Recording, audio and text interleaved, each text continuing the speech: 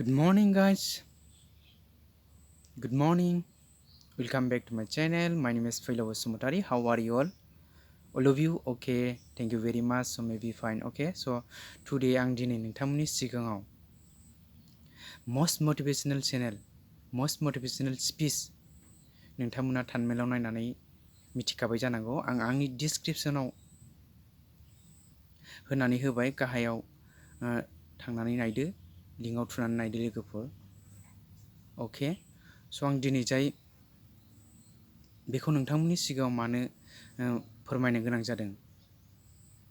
स' थांनानै नायदो लोगो नोंथांमोन, जोबोद गोनां। अके।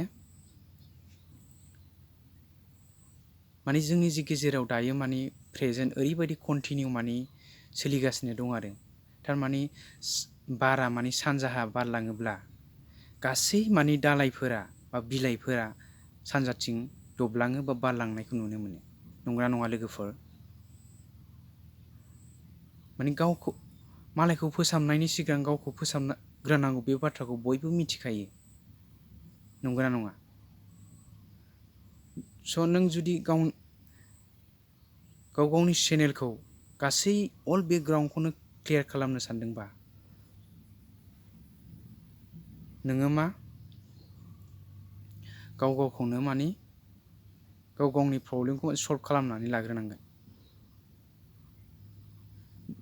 आं आरो नों आरो जों साफा क्रिएटर, नंगौना नङा?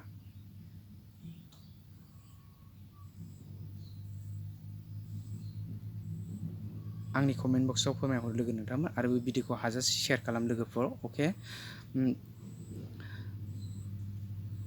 माइखौ गायोब्ला एवोब्ला खारायग्रोयो, सामार होयो, बर होयो, बिनि उनावसो मा आलि दानो आरो आलिखौ खोयो, गासैखौबो साजायग्रोनानै माइखौ गायनाय जायो। नंगौना नङा लोगोफोर? स' आं नोंथांमोननि सिगाङाव मा दिनै जाय बेखौनो फोरमायनो फैदों। स' नोंथांमोना जोबोद गोनांथार Sandeep Maheshwari top motivational channel आरो मस्ट मटिभेशनेल स्पिच आं डिसक्रिपसनाव होनानै होबाय। जोबोद गोनांथार, थांनानै नायदो लोगो नोंथांमोन। Thanks for watching. Bye bye. खुलुमबाय लोगोफोर।